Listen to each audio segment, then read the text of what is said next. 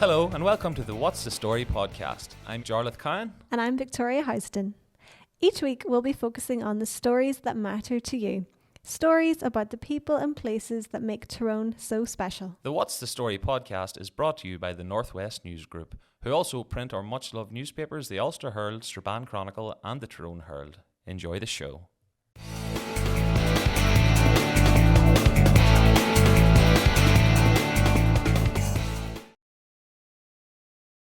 There's no help. This is just basically, and I feel like I'm fading away, and I have to be honest, and I'm going to say it, I have planned my funeral. This is my death sentence, and it really is a death sentence, and I didn't ask to be like this. Those are the harrowing words of Omagh woman Clare Greenaway about the impact that a rare eating disorder is having on her life. Clare and her family believe she and other people suffering from the disorder are not getting the help that they need. Clare has decided to speak out about her own ordeal in the hope of raising awareness of her illness. She spoke to my colleague Callum McGuigan. Callum, can you explain more about Clare's illness? Clare is a condition known as avoidant restrictive food intake disorder, also known as AFRID. This basically means that Clare has an extreme fear of eating. AFRID is described as a psychological condition where individuals avoid eating due to an intense fear of negative consequences such as choking, poisoning or becoming ill. Although it mainly affects children, AFRID can develop at any age. I sat down with Clare and her husband Derek to talk about the impact the illness is having on their lives, and I began by asking Clare to describe what the condition is and how it affects her. I have ARFID. We have safe foods and we stick to the same food every day because we are scared of choking, or we're scared of being sick, or just the effect that the food's going to have on our body if we try new food. Yeah. And medication is the same. I had a breakdown yesterday because I had the doctors have it on my notes that I have this illness, and they give me an antibiotic that I can't take for an infection, and I broke down in tears and had that bit of a nervous breakdown yesterday because of it, and it's very hard to come to terms with it when there is no support and nobody wants to listen. In what way does it affect you? Like, is it the fear of eating something that gets you, or? It's the fear of the effects of food. Mm-hmm. I have my own food. I eat at the same time. Tell them your normal day. I get up in the morning about 7 if I sleep, but it's about 7, and I would take 2 sweets, and they're the Fantastics. Mm. And then at 8 o'clock, between 8 and half 8, I've stick to the Times rigidly. times, and from there I have my 2 Fantastics, or 2 crumpets with butter, and it's dairy free butter, so that's every day it's the same. About 10 o'clock, half 10, in the big bags I have none with me of Marks and Spencer crisps, and I would nibble at them throughout the day, and at between 1 and half 1. It's kind of varied now, so it's usually from 12:30 to 1:30. It is 1 slice of bread with mayonnaise and ham. Right. And then it's more crisps throughout the rest of the day, and then at 8 o'clock, between 7:30 and 8, it's just a slice of bread with nothing. Yeah. And I mean 1 slice. Well, that's her intake by the day. So Yeah. she's her intake's about 600 or 700 calories. Max. I'm actually just over 6.5 stone.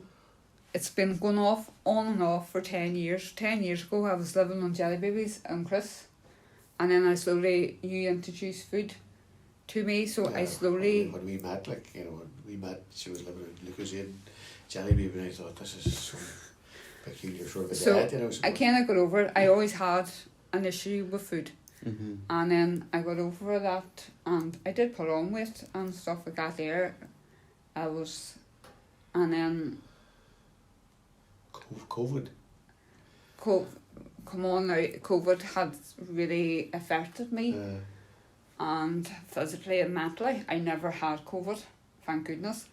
But Derek's mother, she killed for the third time with sepsis, and she was rushed into the hospital. Then the Christmas wasn't great, and then the February, or it was the 17th of 17th of January, she took sepsis again, so she was rushed in to hospital. We never seen her again, and she died on the 7th of February, and we got married that year, and it was just, I was seen, and I was actually, my weight was lower. I was only about 6 stone then. So I have tried my best for this last year. Didn't know what was with the eating disorder team. I was referred to the eating disorder team on the NHS by my GP. Went there and seen her for a while, and because it's not about, I didn't fall under anorexic, because it's not about my body shape and I don't want to lose weight. They say I don't have an eating disorder, but then now I was diagnosed with this, that it is an eating disorder, but unfortunately there is no funding here in Northern Ireland. They only do anorexic and I can't even say that word. And so I am left again with no answers. And I was with the mental health team, as I said, last Monday, and asked them, is there no help? We have already asked somebody in England, London, and we rang a private clinic in London and just says, right, this is the symptoms that I have here, what thing, and they says to us, if the NHS here cannot get you treatment here, that they can refer you to somewhere that does have treatment, but doctors, GPs doesn't want to. Nobody wants to take responsibility. The eating disorder says, oh, that's mental health department, and mental health passes book back. No, that's up to the eating disorder people, and it's back and forwards. So like there is somewhere you can go, but you just can't get referred to it? There is places get referred, or we can go private, but it's all, as you imagine, everything is in England. Even England's finding it hard to... It's like a postcode lottery. You know, there's only certain places in England have it as well. It's not... It's only a condition that's been diagnosed from about 2013. It's relatively new. And you can imagine it costs a lot of money to go private. Yeah. And as...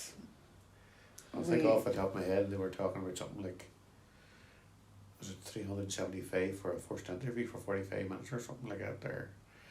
That was the... It was basically that it was... And then you'd have to go for 2 days. 3 days. 3 days in London. So I can't do that. Yeah, as you know, it's just a migraine. Yeah. It's like I've got to the stage, and I have thought, and I am not soul destroying. I'm a broke like person. Our mental health is great at the best of times. This is just absolutely knocking the stuff. I have actually stood, and I'm not blaming the nurses, and I'm not blaming the doctors. I'm blaming the high up people here. And I says, even if I can't, I want help for myself, but this needs to be brought to attention for the kids. As we said, there's others and adults. There's others here, and they're in the same boat, but nobody, because it's fairly rare, you know, nobody wants to take it on board, or it's not a big issue. Yeah, I suppose so, like, it may be new, but it's still 10 years, like, it's still quite a bit of time to develop some kind of treatment for it, like. Yeah. They have treatment developed in England, you know. You can get counselling for it, you can get CBT, but as we says, it's a postcode lottery, and it all depends where you are. Yeah. And if you have, and I'm only putting this out here, if you don't have the money, you're not going to be fit to pay for it if you cannot. If the NHS and the government does not do anything about this, there's going to be no help, and there's kids coming up behind me that has this condition. We know of another child that has a problem too, and he is autistic. He has been diagnosed, but they can't get no help either. Yeah. My daughter works. She has a wee job, and she goes, if I could afford to pay for your treatment, I would do it. But as a mother, I'm not taking. And she doesn't want to lose her mummy, but it's like I get up every day and I try my best. And it's so hard to keep going when you are getting a brick wall every day. You can't just keep getting kicked down the road, like. That's what it feels like. Yeah. You know.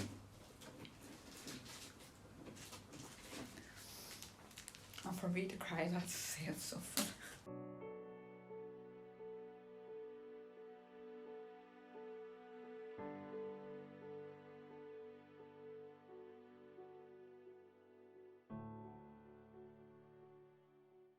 Do you think, is there any sort of cause to this, do you think? You're saying you've not allergy, do you think? Okay, there has been proof, and I was talking I do go to a counsellor, and her son actually has the condition as well, but she has helped him try to get through this, but she can't help me because she's not trained on this, and she told me she's not trained, but she's helping me just come to terms with what I've been dealt with. But I would have had problems when I was younger with choking. Right. And so it's come from the childhood. But nobody has actually realised this. I would have had when I was younger, but I would have been a picky eater as it was brought up with. But because I'm going to call myself an older generation, I know I'm not old, but when I was younger, it wouldn't have been here tell of. And now you pick it up. If your child doesn't eat the sort or the health visitor would, oh my word, that child's underweight, and why is that child underweight? But now they don't pick it. Years ago they didn't pick it up. Yeah. So it's coming from, it would have been, I used to choke, I could have choked in soup, I could have choked in anything. So it was kind of that way, and that would have been the tonsillitis probably when I was younger, and then I just fell up, and then when I was teenage years I wouldn't have been well at her. Well, medical, had problems with women's issues. And so I was in and out of hospital then with weak nerves, and so my nerves would be a big part of it, but nobody actually knew. And the fact of, if I eat that I'm going to be sick, or if I eat that I'm going to choke. But psychologically we didn't know that too recently, and so that's why it's only been recently diagnosed. So it's like this last year we knew about it, and we done our homework, because it was actually a good friend of mine's that was watching a TV show, a documentary about Orfit, and I passed no remarks. He kept telling me, he goes, you need to watch this TV show, you need to watch this show, and it was Orfit's awareness, and he just something clicked in his head, and he made me watch it, and he goes, that's horror up down to a T.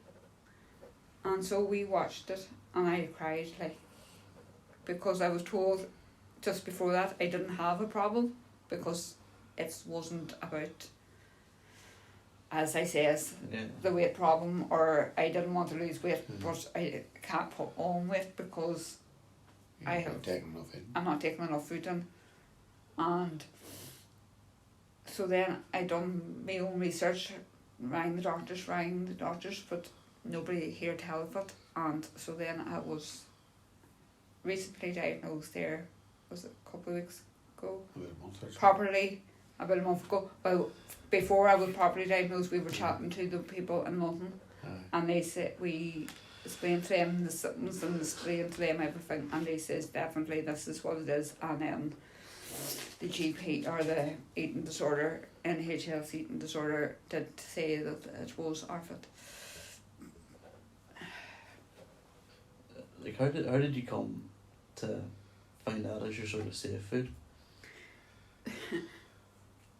Safe foods is very beige, and this is what going through and watching other people that has it online and stuff like that, and I never realised this, but beige and very plain food is basically our safe foods. Mm-hmm. Nothing with sauces.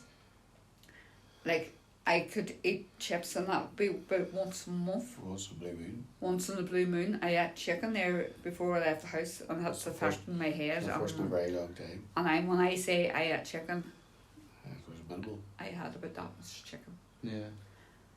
And that is playing havoc on my head. Anxiety is a big thing in our mind because it's this fear of, I have had that, what's it going to do to me? Which seems to be what the biggest cause is. You know, so it's trying to get that sorted. I think if that was sorted, a lot of the problem would be sorted. You know.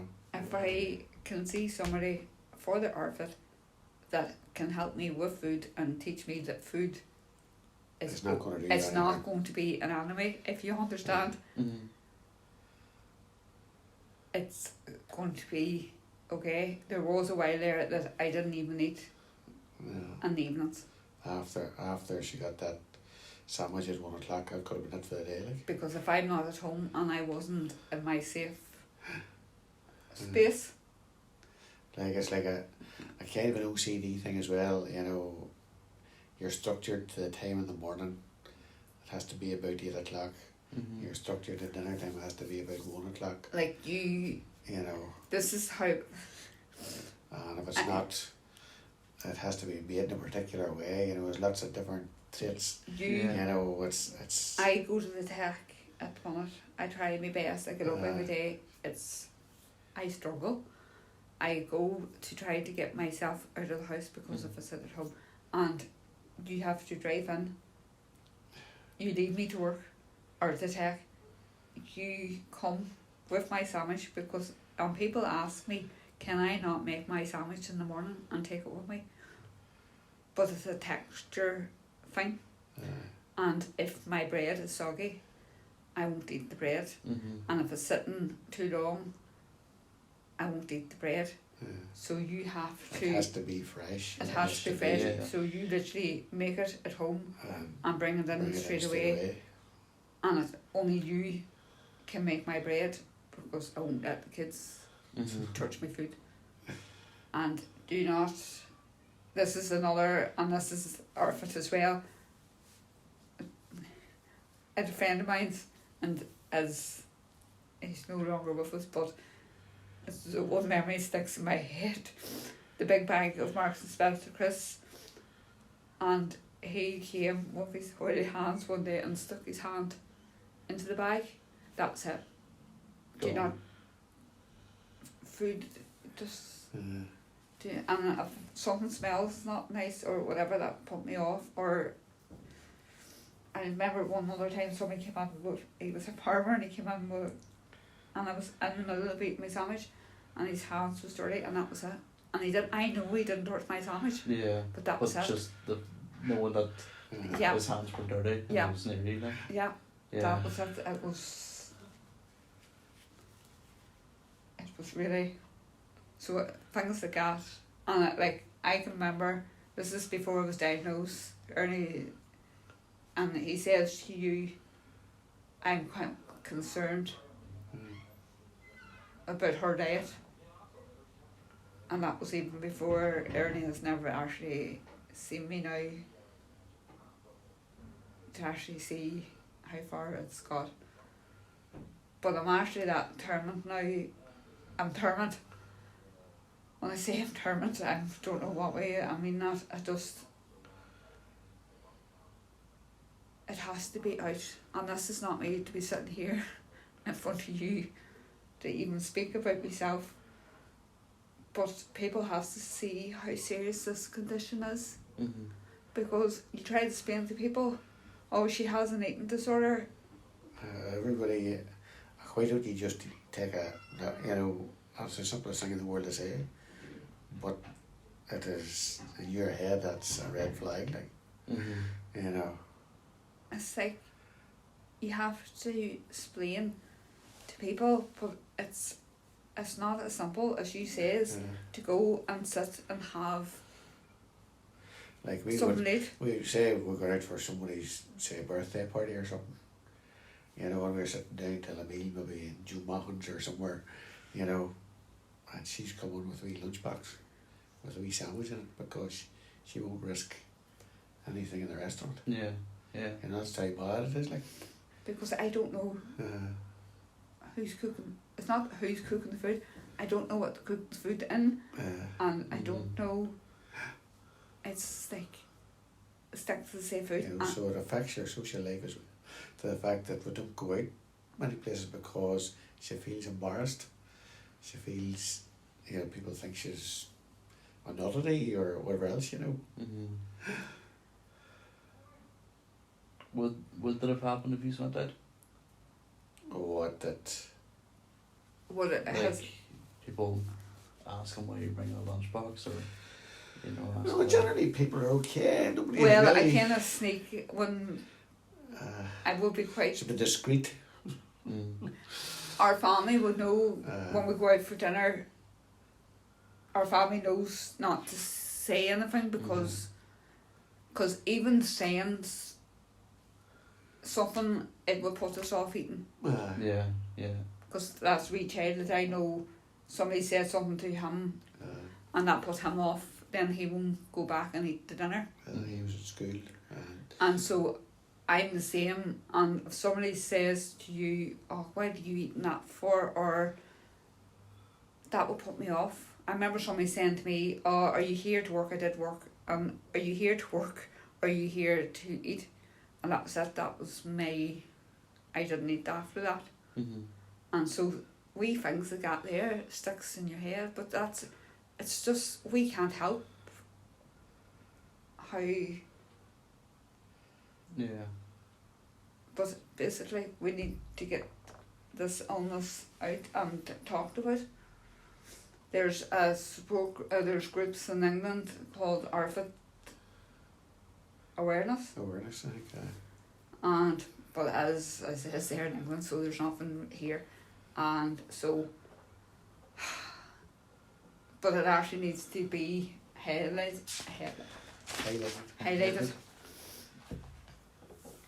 To get.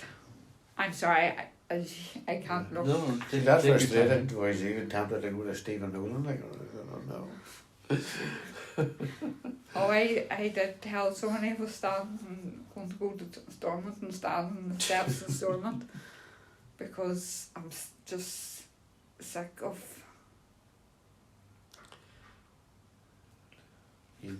being passed about, really. Yeah. I I don't mind if people wants to come and speak to me, and if we want to meet up, whatever, I will talk to anybody.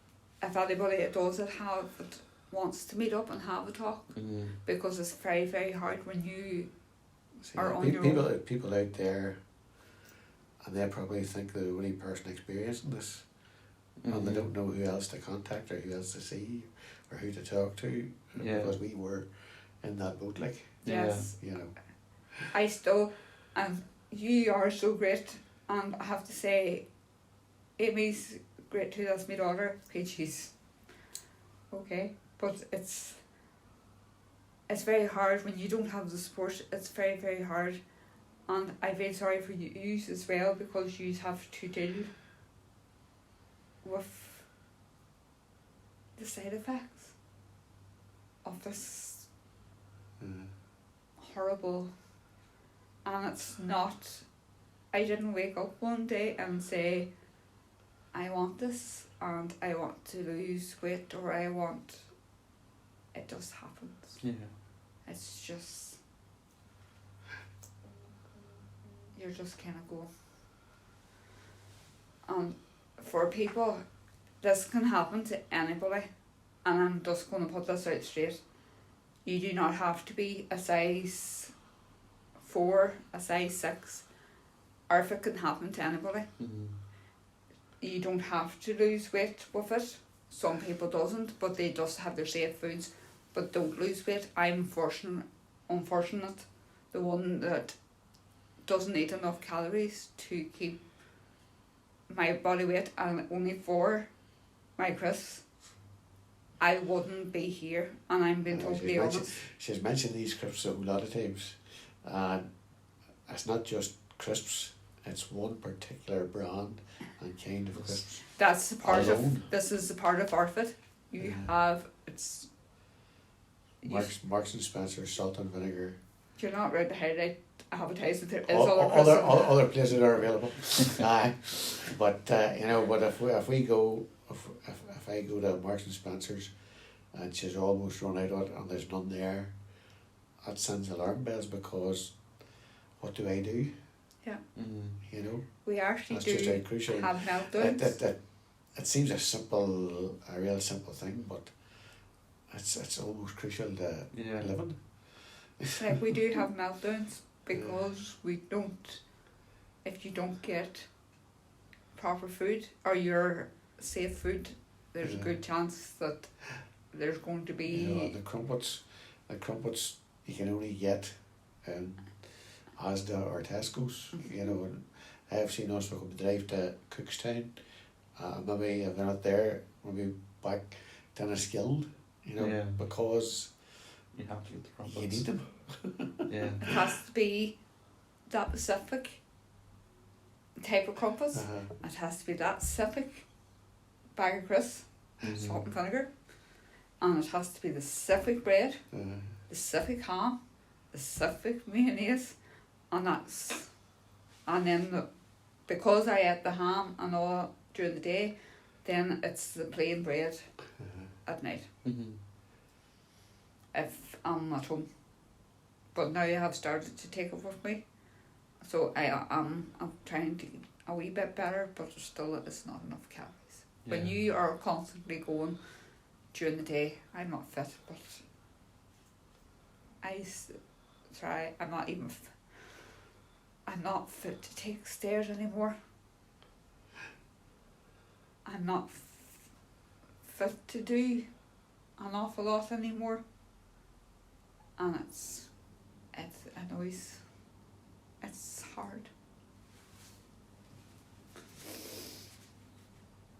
Because I would have, 10 years ago, I would have been climbing mountains, and I would have been, and now I'm not. My knee is, as I say, it's wearing away, and it's just this heartbreaking.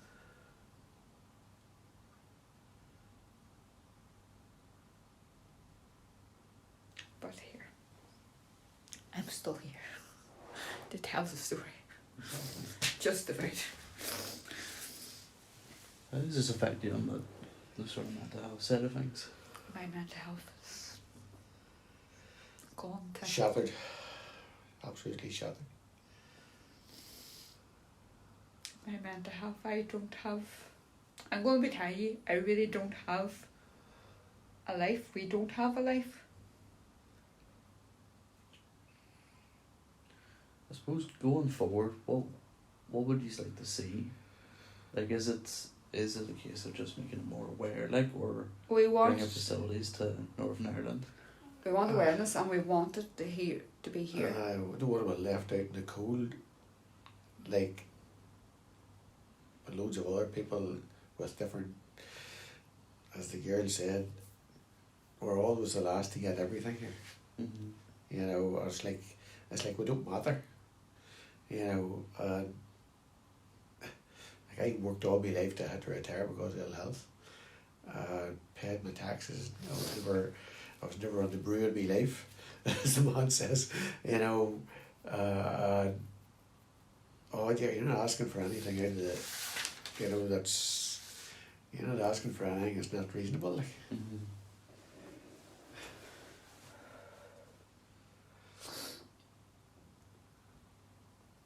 Just awareness and try to get help here. try and as if there's other people there out there in Omagh, or I don't care because I will travel, if there's any other people there that needs help, call us. If there's protections in England, why can we not get one here to get the help here? We need to do something